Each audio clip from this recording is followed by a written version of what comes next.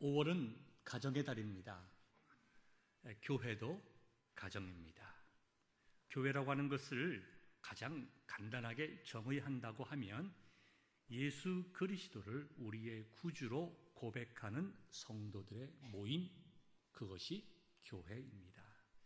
우리는 이민 생활을 하는 한국의 동포들입니다. 저 역시 지난달로 30년 동안 미국에서 살았습니다. 이제 31년 동안 살아가고 있는데요. 지나간 30년을 뒤돌아보니까 이제는 미국에서 산 날이 한국에서 산 날보다 더 많아졌습니다. 그리고 부모님하고 또 형제들하고 살아온 지난 30년을 뒤돌아보니까 살아온 날은 다 합쳐봤자 석 달이 안 되는 것 같아요. 그리고 30년 동안 성도들과 함께 생활합니다. 우리의 혈족적인 관계로 보면 내 부모, 그 다음에 내 형제들이 한국에 있지만 우리 영적으로 보면 저와 여러분들은 예수 그리스도 안에서 다 형제요 자매들입니다. 우리는 예수 그리스도 안에서 하나 되는 가정입니다. 가족입니다. 교회를 크게 나누면 보이는 교회와 보이지 아니하는 교회가 있습니다. 보이는 교회라고 하는 것은 인간의 역사 속에 외형적으로 존재했고 지금도 존재하고 있고 예수님께서 재림하실 때까지 존재할 유형의 교회를 우리가 보이는 교회라고 말합니다. 수없이 많이 있죠. 베들교회의 성도들의 모임도 하나의 교회이고 주위에 있는 이 회입길 지역에 있는 다른 교회들의 성도들의 모임도 또 하나 다른 교회가 되고 또 전 세계에 흩어져 있지만 예수 그리스도의 이름으로 모여 삼위일체 되시는 하나님께 예배드리는 모든 그룹들, 모든 모임들이 다 보이는 교회, 유형의 교회라고 할 수가 있습니다. 그런데 또 교회를 또 다르게 표현하면 보이지 않는 교회가 있습니다. Invisible Church라고 하는데요. 이 Invisible Church라고 하는 것은 인간의 역사 속에 하나밖에 없습니다. 쉽게 표현하면 천지 창조부터 시작을 해서 하나님께서 인간을 창조하실 때부터 시작을 해서 예수님께서 재림하실 때까지 하나님의 구원의 반열 속에 들어가 있는 모든 택하신 하나님의 백성, 자녀들을 하나로 모아서 우리가 보이지 않는 교회라고 말하고 있습니다. 다른 말로 하면 Universal Church, True Church, 공교회라고 말하는 것이죠. 보이는 교회, 개교회들은 그 안에 구원받은 성도들도 있고 그 다음에 아직 구원에 이르지 못한 성도들도 있지만 보이지 않는 교회는 참교회요 모든 성도들이 구원받은 하나님의 백성이 되는 교회가 되는 것입니다. 성경은 우리에게 지속적으로 이 보이지 않는 공교회에 대해서 말씀하시면서 모든 보이는 인디비주얼, 비지블 처치들이 보이는 교회들이 모두 다 그 모든 성도들이 신자들이 보이지 않는 교회의 성도들이 되기를 우리에게 가르치고 있습니다. 특별히 예수님께서는 요한복음 17장을 통해서 우리에게 말씀을 하시는데요. 아마도 예수님께서 고별고사와 같은 그런 기도를 통해서 무엇이라고 말씀하는가 하니까 교회의 모든 성도들이 하나 되기를 기도하셨습니다. 우리가 요한복음 17장 21절부터 23절을 보면 한국어 말의 번역은 어떻게 되어 있는가 하니까 21절 읽어드리겠습니다. 아버지여 아버지께서 내 안에 내가 아버지 안에 있는 것 같이 그들도 다 하나가 되어 하나님의 백성들을 말합니다. 하나님의 백성들이 다 하나가 되어 우리 안에 있게 하사 세상으로 아버지께서 나를 보내신 것을 믿게 하옵소서. 22절에도 그들도 하나가 되게 하려 함이니이다. 23절에도 하나가 되려 함은 이런 표현을 쓰고 있지만 원어적인 의미로 보면 하나임을 유지하게 하옵소서. 하나가 아닌 성도들이 하나가 되기 위해서 기도한 것이 아니라 보이지 않는 교회의 참 성도들은 이미 예수 그리스도의 십자가의 은총 가운데 하나가 되었으니 하나된 성도들이 세상의 악한 영으로부터 유혹받아 흩어지지 않게 하시고 예수 그리스도의 십자가의 은총과 능력 가운데 하나가 되게 하여 주옵소서. 예수님께서 주신 마지막 기도 중에 들어가 있는 내용입니다. 다시 말씀드려서 저와 여러분들은 모두 보이지 않는 참 교회의 성도들입니다. 예수 그리스도 안에서 하나 된 성도들입니다. 하나 되어가는 것이 아니라 하나 된 성도들입니다. 이 하나 된 성도들은 예수 그리스도를 머리로 하여 공동체를 이루어 나가고 있는데요, 성경에 보니까 이 세상에 있는 교회들이 다 불완전하다 하더라도 초대교회의 모습을 통해서 참된 교회의 모델을 우리에게 제시를 했습니다. 우리가 초대교회 같은 교회로 돌아갈 수도 없고 돌아가기도 쉽지 않습니다. 그러나 우리 교회의 성도 한 사람 한 사람이 초대교회의 모습을 바르게 깨닫고 이해하고 기도함으로써 초대교회의 모습과 우리에게 보여준 참 교회의 원리를 배워갈 필요는 있습니다. 초대교회의 모습을 보면요, 크게 몇 가지 특징이 있는데요, 그들이 오늘 여러분 말씀을 좀 피시기 바랍니다. 사도행전 2장으로 다시 넘어가 보겠습니다. 처음에 보면 42절을 보면 사도들의 가르침을 받았다고 그랬습니다. 그 다음에 43절에 보면 많은 기사와 표적이 나타났다고 그랬어요. 44절과 45절을 보면 그들이 가진 것을 서로 나누었다고 얘기했습니다.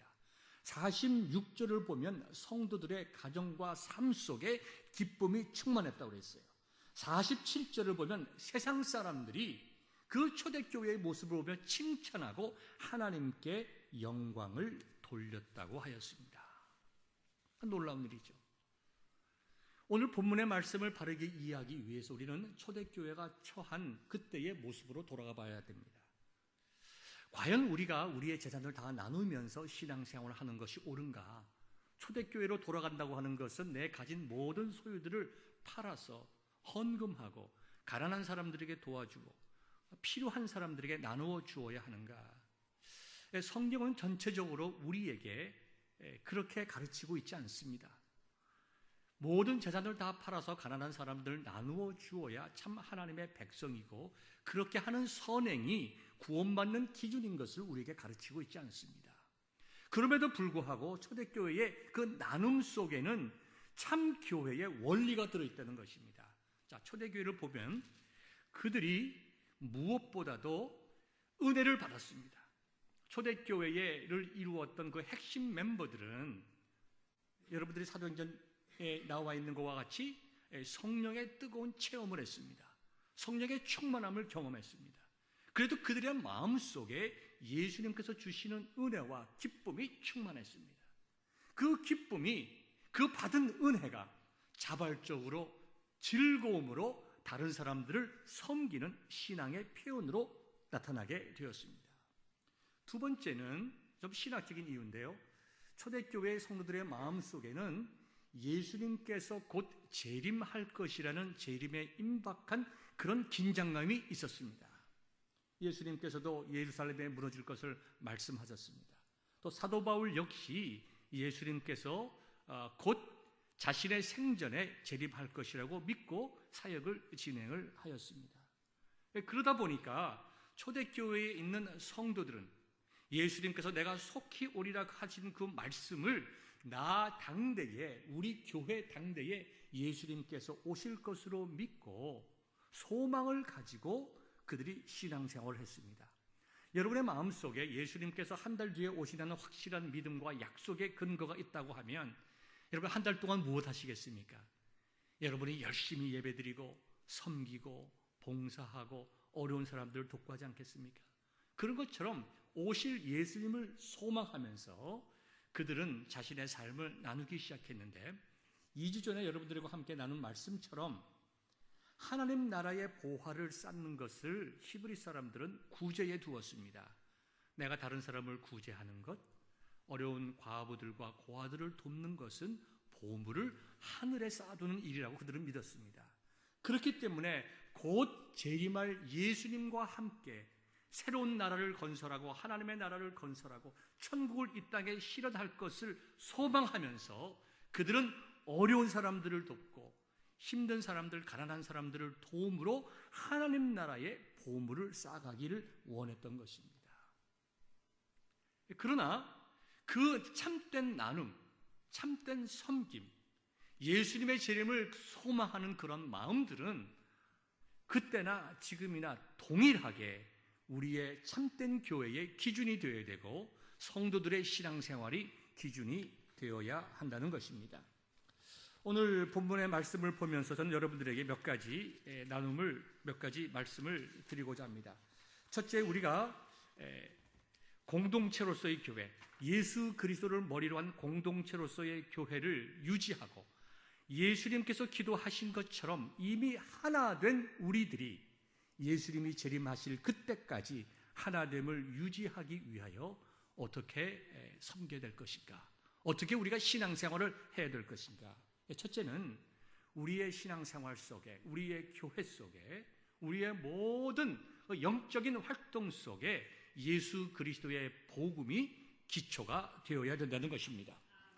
42절에 보면 초대교회의 성도들이 사도들의 가르침을 받아서 신앙생활을 했습니다. 사도들이 무엇을 가르쳤을까요? 37절에 보니까 그들이 말을 듣고, 즉 설교 말씀을 듣고 마음에 찔렸다고 했습니다.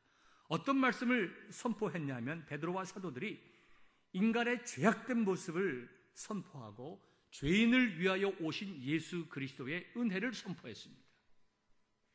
예수님, 구원자로 오신 예수님을 십자가에 못 박은 그 죄에 대해서 특별히 36절에서 강조했습니다. 사람들의 마음속에 찔림이 있었습니다. 아, 내가 잘못했구나. 내가 죄인이구나. 내가 하나님 앞에서 큰 범죄를 저질렀구나. 내가 이제 어떻게 해야 할 것인가? 그들이 죄에 대한 지적을 받고 마음속에 찔림을 받았을 때에 베드로가 무엇을 말씀했냐면 회개를 선포했습니다. 너희가 회개하라. 그리고 예수 그리스도의 이름으로 죄 사함의 표시인 세례를 받으라.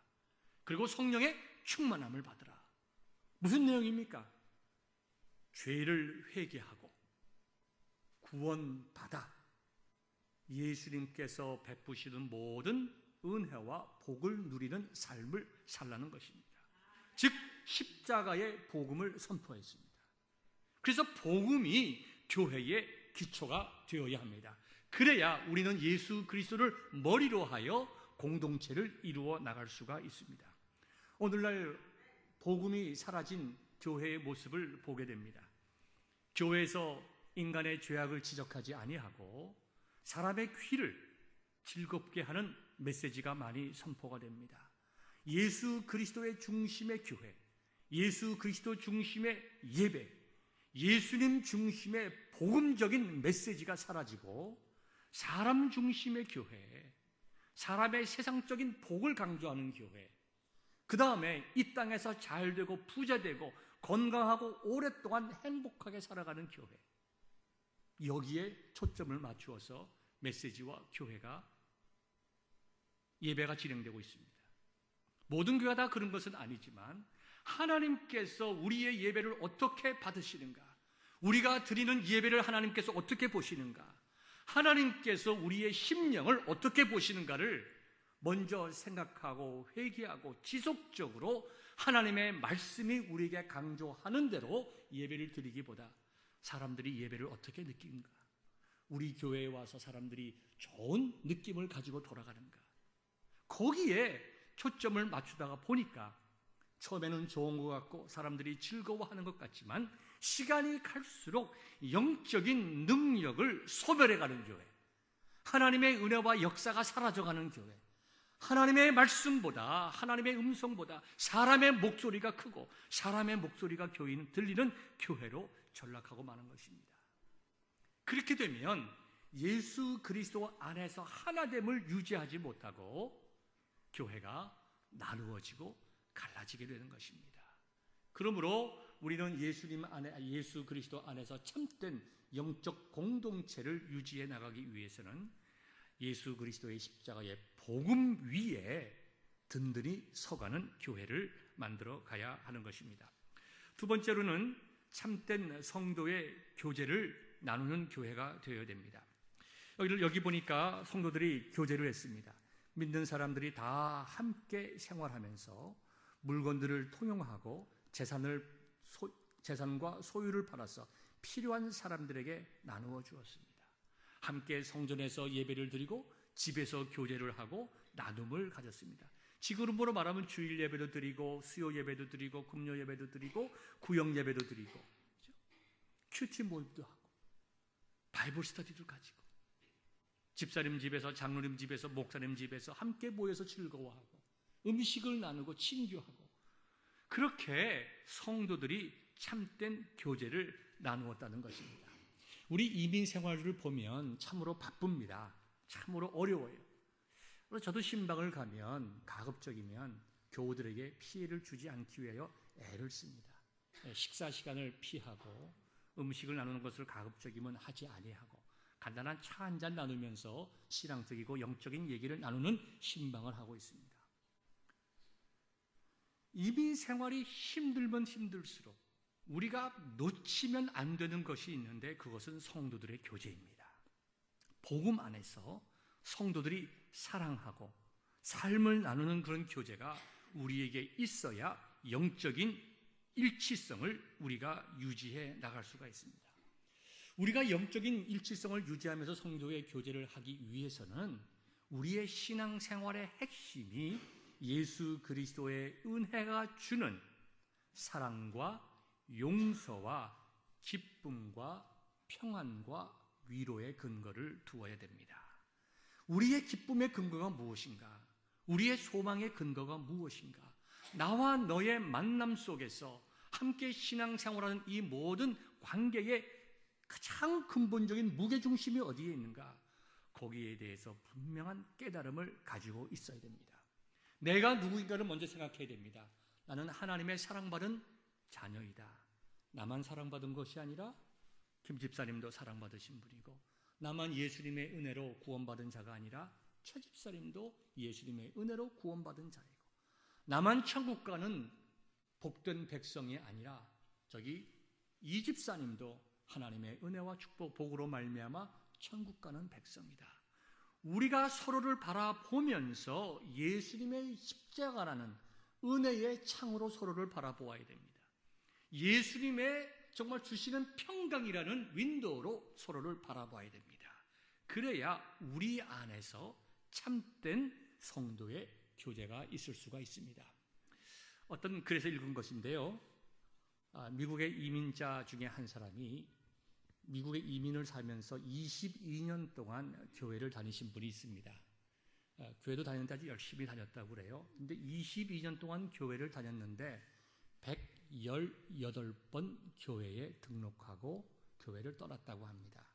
이민 생활 속에서 여러 가지 이유 때문에 이사를 가든지 여러 가지 어려운 환경 때문에 교회를 옮겨지는 일들이 종종 있습니다.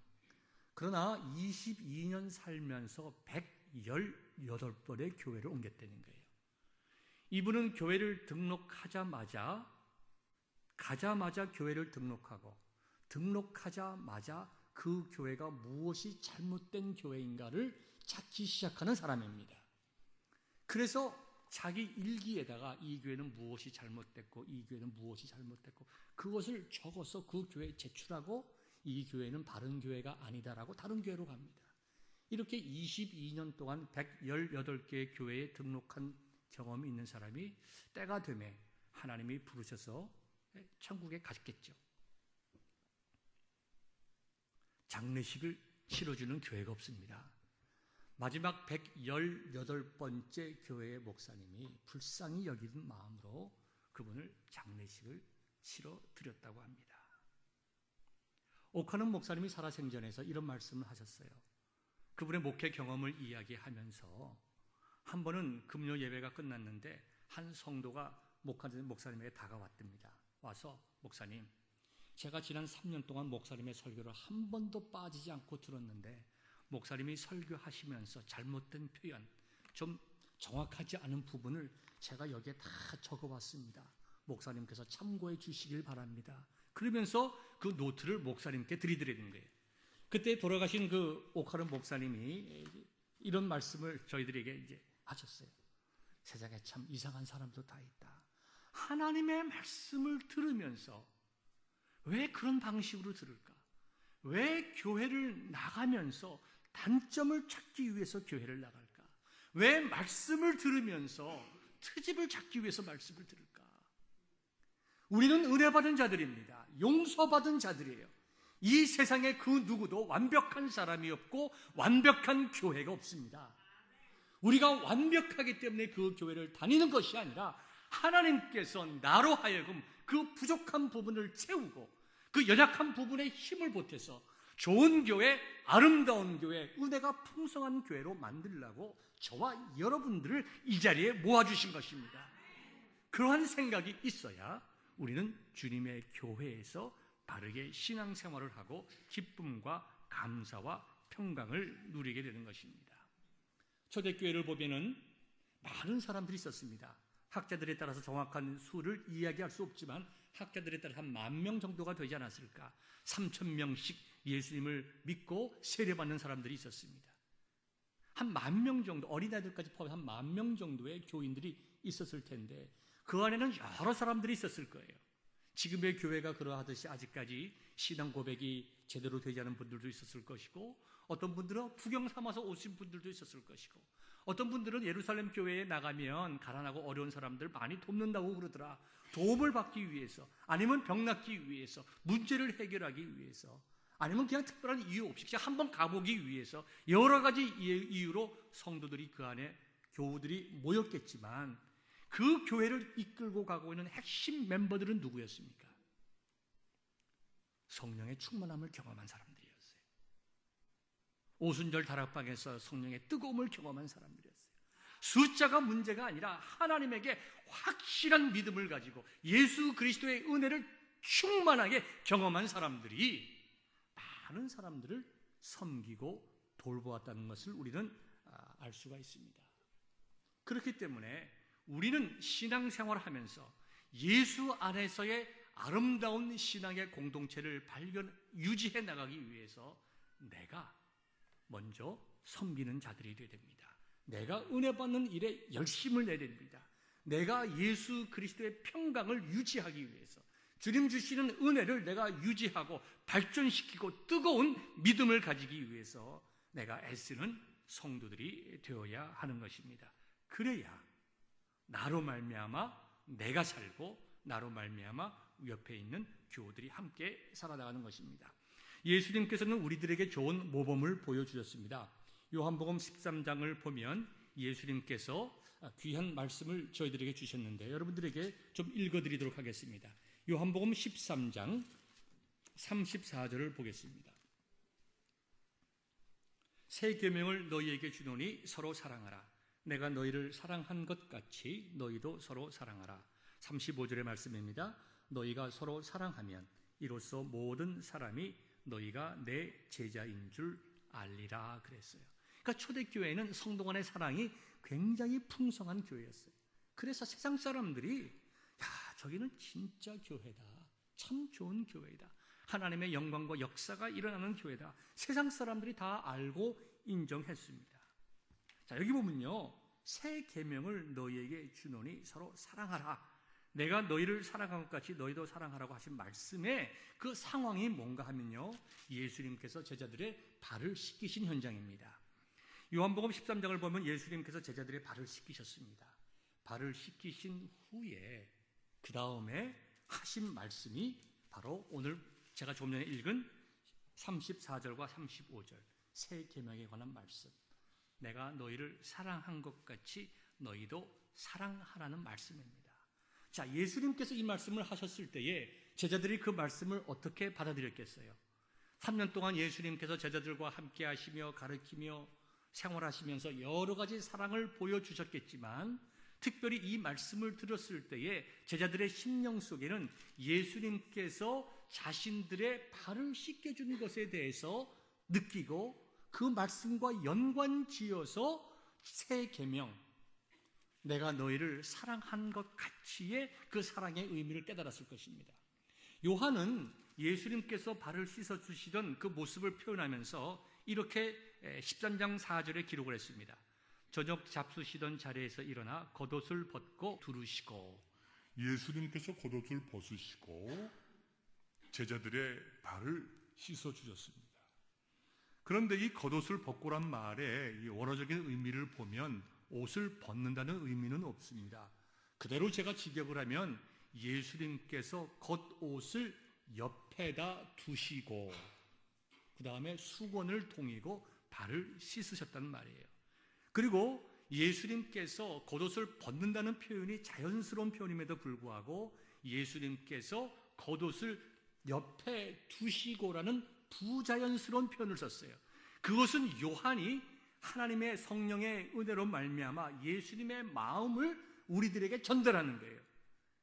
이 겉옷을 옆에다 두다고 할 때에 쓰여지는 그 헬라어 단어는 자기의 가장 중요한 것을 남을 위해서 주다, 생명을 주다란 말이에요. 그러니까 우리가 이해하기 쉽게 말씀을 드린다고 하면 예수님께서 겉옷을 벗었다라는 말씀은 겉옷을 벗는 행위를 통해서 예수님께서 내가 너희를 위하여 내 생명을 주신다는 것을 나타냈다는 것입니다. 그러니까 예수님께서 내가 너희를 사랑한 것 같이 너희가 서로 사랑하라고 하는 그 세 계명의 내용은 내가 너희를 위하여 생명까지 준 것처럼 너희도 생명을 나눔으로 사랑하는 성도들이 되어라, 그 말씀입니다.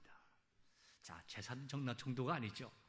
초대교회 재산을 나누는 정도가 아니라 생명을 나누는 성도들이 되라는 것입니다. 생명을 나누는. 우리는 다 천국 가는 백성들입니다. 저도 가고 여러분도 다 같이 갑니다. 우리가 같이 천국 가는 그 길에 손에 손을 붙잡고 생명까지도 서로 나누면서 가야 될 관계가 여기 모여있는 저와 여러분의 관계라는 것입니다. 얼마나 놀라운 관계입니까? 설교 초에 말씀을 드렸듯이 저는 제 육신의 가족들과 함께 살아온 날보다 함께 살지 않는 날이 이미 더 많아졌습니다. 그리고 성도들과 함께 삽니다. 그리고 넓게 보면 내 육신의 아버지, 육신의 어머니, 육신의 형제 자매들도 다 넓게 보면 다 영적으로 한 형제 자매요. 저와 여러분들은 피를 나누지 않았지만 예수 그리스도의 은총으로 말미암아 다 형제 자매가 된 사람이고 생명을 나누면서 서로 사랑해야 될 믿음과 소망과 진리와 은혜의 관계라는 것입니다. 대단하죠? 여러분의 관계가 그래서 그 정도 놀랍다는 것입니다. 이렇게 우리가 예수 그리스도의 말씀에 따라 그 초대교회가 우리에게 보여준 신앙의 원리를 이어가게 될 때에 우리는 아름다운 교회, 예수님께서 마지막 기도하셨던 예수 그리스도 안에서 하나됨을 유지하는 교회가 될 줄로 믿습니다. 마지막 하나 더 말씀을 드리면 초대교회의 모습을 통해서 우리는 무엇을 깨닫게 되냐 하면 하나님의 영광이 드러난 교회였어요. 그 교회는 이적과 기사들이 나타났습니다. 성도들이 함께 모여서 교제하며 예배드리며 기도할 때에 놀라운 일들이 나타나고 하나님의 영광이 충만한 교회의 모습이 나타났다는 것입니다. 저와 여러분들의 삶의 모습들을 통해서 그와 같은 경험들이 있기를 바랍니다. 신앙생활을 통해서 하나님의 영광이 지금 우리와 함께하고 하나님의 은총과 주시는 놀라운 복이 나의 가정에 함께하고 우리 비즈니스에 함께하고 내 자녀들에게 함께하는 그런 경험을 하게 될 때에 우리는 진실한 마음으로 하나님의 살아계심을 경험하고 증거할 수 있는 능력을 얻게 되는 것입니다. 우리가 능력받지 못하면, 은혜를 받지 못하면 결코 나가서 주는 그리스도시요 살아계신 하나님의 아들이심을 선포할 수가 없습니다. 기도하더라도 참 소망과 믿음으로 기도해야 됩니다. 미국의 이민자들이 처음 이제 보스턴 근교의 플리머스로 왔을 때에 있었던 일이라고 합니다. 처음에 그 청교도들이 미국에 왔을 때에 미국에 그분들이 처음으로 온 사람들이 아닙니다. 이미 청교도들이 미국에 오기 전에 많은 사람들이 영국이나 유럽에서 건너왔습니다. 특별히 이제 금을 캐기 위해서 많은 사람들이 왔습니다. 청교도들이 미국에 신앙을 찾아서 왔을 때에는 이미 어느 정도의 사회가 형성이 되어 있을 그럴 때였습니다. 청교도들이 와서 믿음의 생활을 하고 신앙생활을 하는데 그 동네에 선술집이 하나 생겼습니다. 지금까지 술집이 없었는데 금공의 노동자들이 늘어나면서 술집이 생겼습니다. 이 거룩하고 아름다운 믿음의 공동체인 마을에 이렇게 술집이 생겼다니 참 있을 수가 없다. 그래서 교우들이 그 한 교회에 동네의 교우들이 기도하기 시작했습니다. 하나님께서 은혜를 베풀어 주시어서 저 술집이 사라지게 하옵소서. 열심히 기도했는데 어느 날 비 오는 날에 천둥 번개가 치더니만 그 선술집이 벼락에 맞아가지고 불타버렸어요. 그래가지고 교우들이 감사합니다. 하나님께서 우리의 기도를 응답해 주셨다고 기뻐하고 찬양했어요. 근데 얼마 되셔서 큰 일이 생겼습니다. 그 술집 주인이 교회를 고소했습니다. 우리가 번개를 맞게 된 것은 저 교회 교인들이 기도했기 때문이다. 그러니까 손해배상을 해달라는 겁니다. 그래서 재판이 열리게 됐어요. 법관이 물어봅니다. 당신들이 이 교회가 벼락 맞아서 불타도록 기도했습니까? 우리가 벼락 맞아서 불타도록 기도하지는 않았지만 이 술집이 사라지도록 기도한 것은 맞습니다. 그랬더니 그 술집의 변호인이 이야기하기를 적어보십시오. 벼락 맞아서 불타라고 한 것은 아니지만 어쨌든 저들이 술집이 사라지라고 기도했기 때문에 벼락 맞은 것 아닙니까? 손해배상을 해줘야 됩니다. 그랬더니 이 신도들이 이야기를 합니다. 말도 안 됩니다. 우리가 기도했다고 해서 벼락 맞을 리가 있습니까? 절대로 그건 우연이 된 것이지 우리가 기도해서 그렇게 된 것이 아닙니다. 이야기를 시작했습니다. 그랬더니 그 재판관이 다 듣고 있다가 양쪽 다 충분한 일리가 있는 말씀이지만 내가 볼 때에 술집 주인이 교인들보다 믿음이 더 좋은 것 같습니다.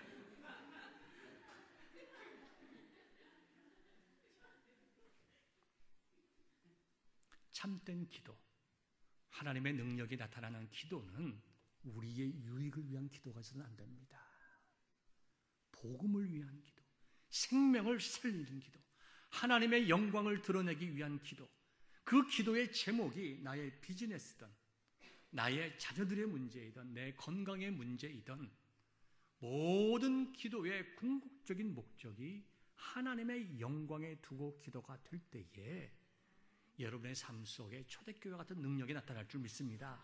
여러분의 산업 속에 놀라운 하나님의 은혜가 나타날 줄 믿어요.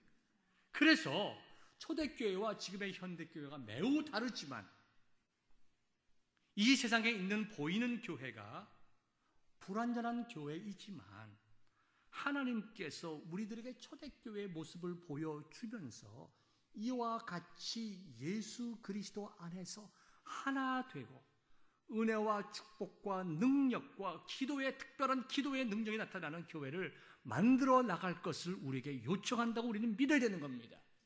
그리고 초대교회가 주는 그 원리를 따라 우리가 신앙생활 하여야 되는 것입니다. 그렇게 될 때에 저와 여러분들은 이 땅에서 참으로 기쁨과 감사와 복을 누리는 좋은 성도들, 세상 사람들로부터 칭찬받는 믿음의 형제 자매가 될 줄 믿습니다. 이와 같은 교회를 만들어 나감으로 하나님의 은혜를 선포하는 그런 베델교회가 되기를 주의 이름으로 축원합니다.